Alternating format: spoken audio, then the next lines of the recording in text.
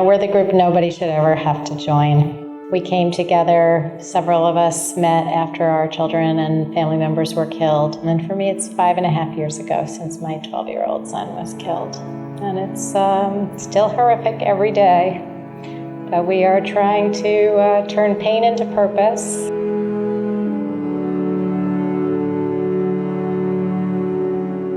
Myself and other people have made some great strides in making the streets safer. There was always a thought that a additional organization of survivors who had loved ones that were killed would be a stronger organization to move different things forward. We hadn't been really as well versed in what activism might be, what forms it might take. That was a huge turning point once we formed ourselves as Families for Safe Streets. It broadened the appeal of transportation alternatives beyond the cycling community to pedestrians and everyone. I started my own activism.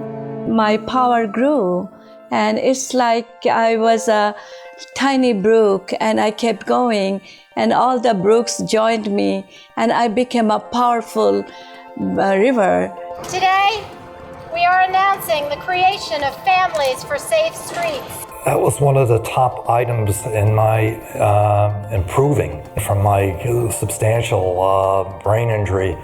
So that was part of my efforts, and obviously reducing deaths and injuries in the streets of New York was top of the list. Changing policy is not just about being right.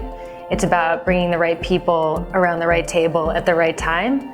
And I'm always grateful that I had the opportunity to bring members of Families for Safe Streets around the right table at the right time. Families for Safe Streets saw a real change early on in 2014 when we changed the speed limit from 30 to 25. Within months, we had this bill passed. We thought, we can do this. What's next? Yeah, right. Ladies and gentlemen, my name is Sergeant Guglielmo. You're obstructing vehicular traffic. I'm ordering you to leave this roadway.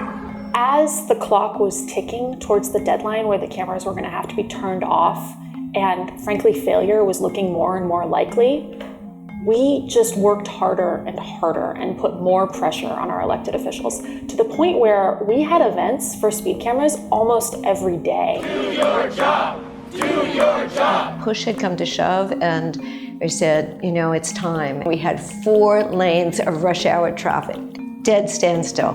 Police with their bullhorns telling us if we didn't go peacefully, we would be arrested. I was in the jail cell. There was a second civil disobedience action. We need safety cameras, and we need Marty Golden to step up or step down. Shame on Marty! Shame on Marty! The action I was involved in, getting arrested in front of State Senator Marty Golden's office. He wouldn't even come in to his office because he was afraid of us. It was ridiculous. And we got arrested. And it was unbelievable that we women whose children had been killed, we were in jail. We were in Albany, and it was so disappointing to hear people, to see people ignore us, run away from us, pretend like we weren't there, and it was painful. It was really painful. We would like to give you these. These are letters from your constituents. All support speed cameras.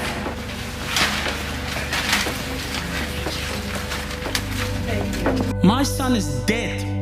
I go visit him almost every weekend at the cemetery, and I cry and I cry. And I say, Giovanni, I do whatever is necessary to save lives. And that's exactly why I'm standing here in front of you guys.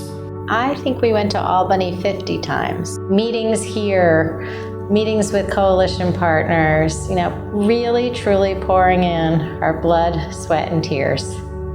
And it feels great when it finally happens. This bill is now law.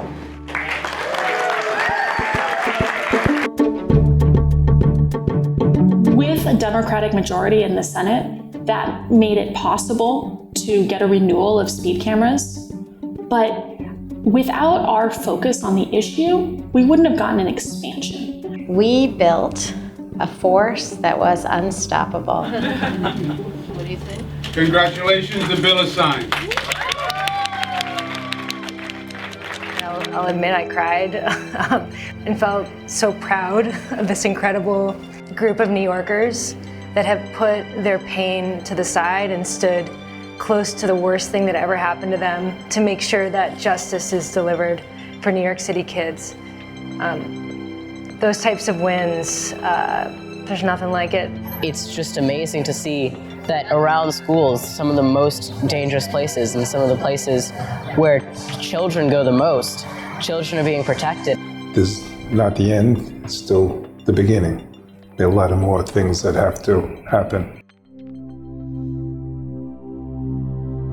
We have this car culture, which is a culture of violence, and we need to change that. The people should realize that their driving can kill a life. A life, behind a life, there is a family, and behind a family, there is a neighborhood.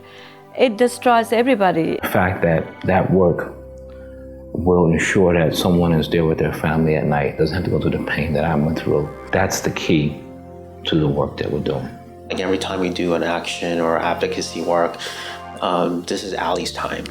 So yeah, we do say that, yeah.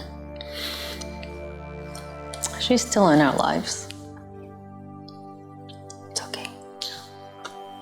It's not for the legacy, it's for the idea of getting things accomplished.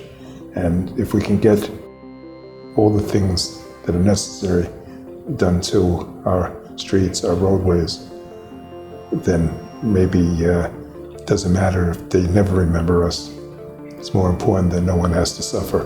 No family has to go through the loss of a loved one.